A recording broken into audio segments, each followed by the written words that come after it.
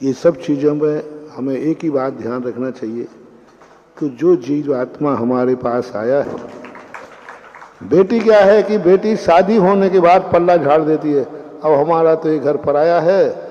माँ बाप कहना चाहिए बेटियों को कि देखो हम वहाँ आएंगे तो आपके माता पिता को भी हम उतना ही महत्व देंगे, लेकिन जिन माँ बाप ने जन्म दिया है उनकी वृद्ध अवस्था में, उनके जीवन में भी मेरी जिंदगी में वही महत्व रहेगा जो आपके अपने माता पिता का है। जैसे पति के माता पिता का महत्व है, उसी प्रकार पत्नी के माता पिता का महत्व है, और दोनों माता पिताओं को हम बराबर दृष्टि से सेवा करेंगे।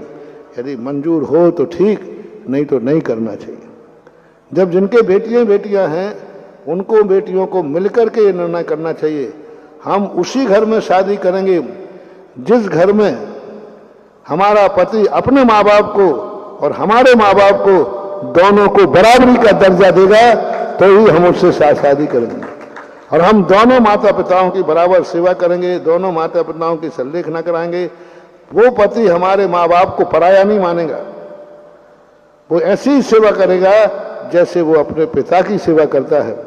यदि ये परंपरा चालू हो जाएगा तो जरूर बेटियों की कीमत बढ़ेगी, और लोग फिर बेटों के, सबसे ज्यादा बेटों के प्रति मोह का कारण एक ही है कि बेटी चली जाएगी तो फिर हमारे पास कौन है। लेकिन बेटी का इतना आश्वासन मिल जाए कि बेटा चला जाए तो चले जाए, लेकिन बेटी हमारी जिंदाबाद है, तो बेटियों की कीमत बेटियां बढ़ा सकती हैं। बेटियों को हिम्मत से काम लेना, ऐसा प्रभाव जमाएं कि हमारे माता पिता के पास भी बेटा नहीं है, लेकिन हम बेटी हैं, हम बेटा का कर्तव्य निभाएंगे। इसमें आपको कोई ऐतराज नहीं होना चाहिए। ससुराल वालों से स्पष्ट कह करके शादी करना चाहिए और फिर अपना कर्तव्य निभाना चाहिए।